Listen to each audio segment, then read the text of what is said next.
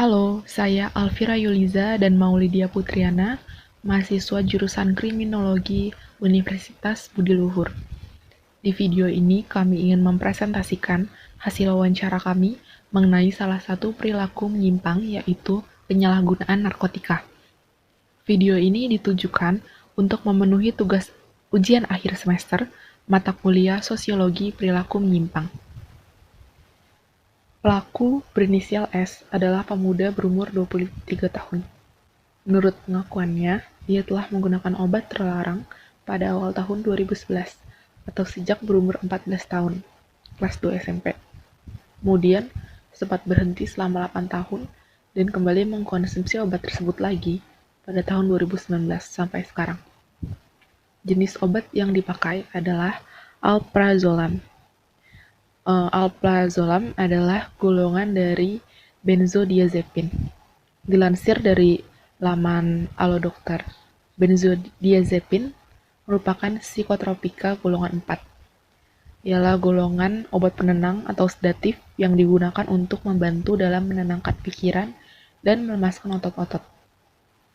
Benzodiazepin digunakan sebagai pengobatan pada kondisi-kondisi seperti gangguan kecemasan, serangan panik, obat penenang sebelum operasi, insomnia, otot tegang, kejang, dan sindrom ketergantungan alkohol.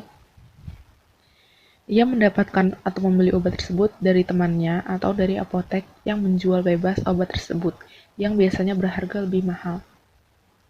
Jadi ia bisa mendapatkan obat tersebut tanpa menggunakan resep dokter. Dengan kata lain, ia mendapatkan obat tersebut secara ilegal. Berdasarkan hasil wawancara, S menggunakan obat-obatan terlarang karena ada beberapa faktor. Yang pertama, faktor individu. Awalnya, ia mengonsumsi obat-obatan tersebut hanya untuk coba-coba. Namun, dugaan atas mental S yang lemah menyebabkan ia mudah goyah dan terpengaruh oleh ajakan teman-temannya.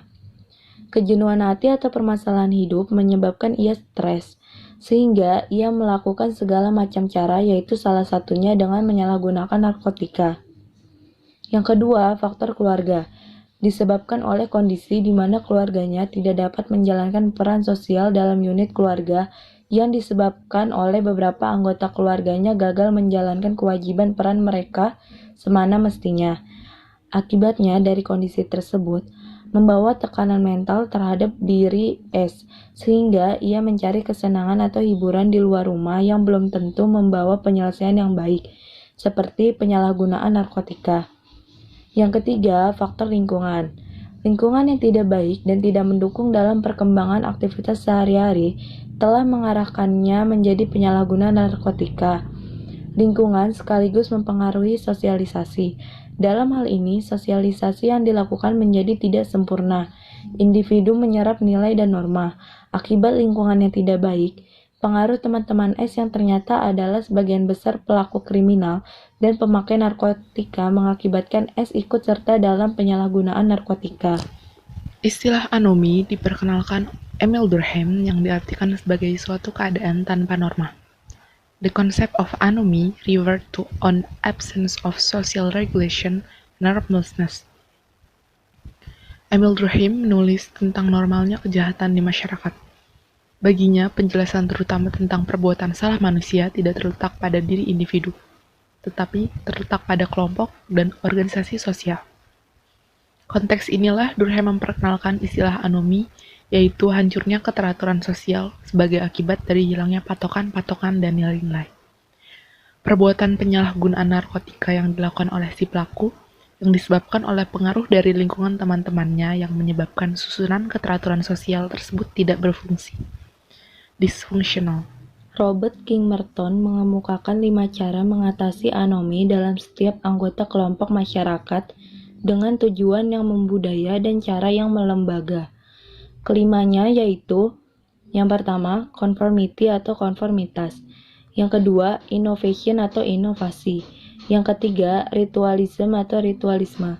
Yang keempat, retreatism atau penarikan diri.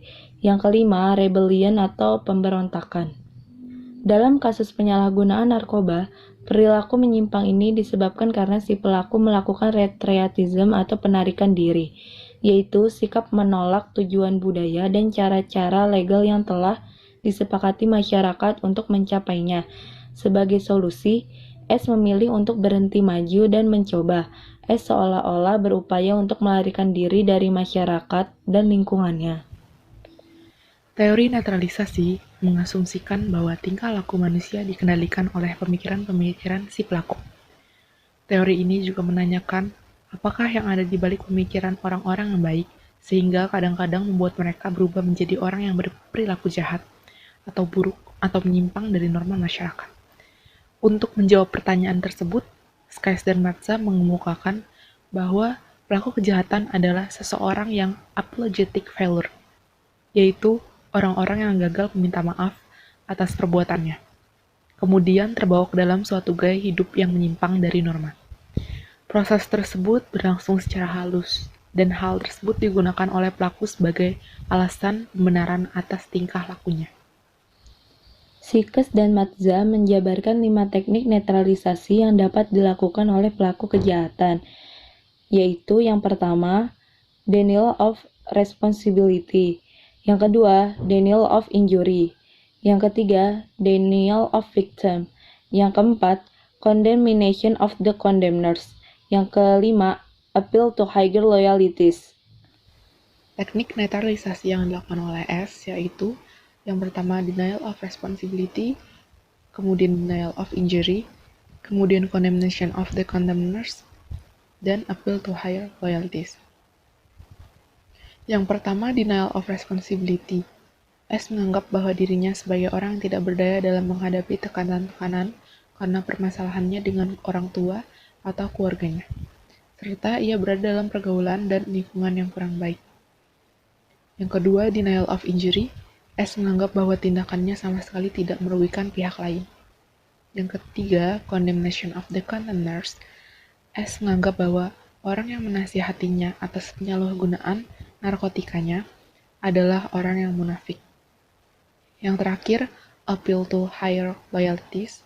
S menganggap bahwa ia terperangkap di antara tuntutan masyarakat, hukum, dan kehendak kelompok pergaulannya.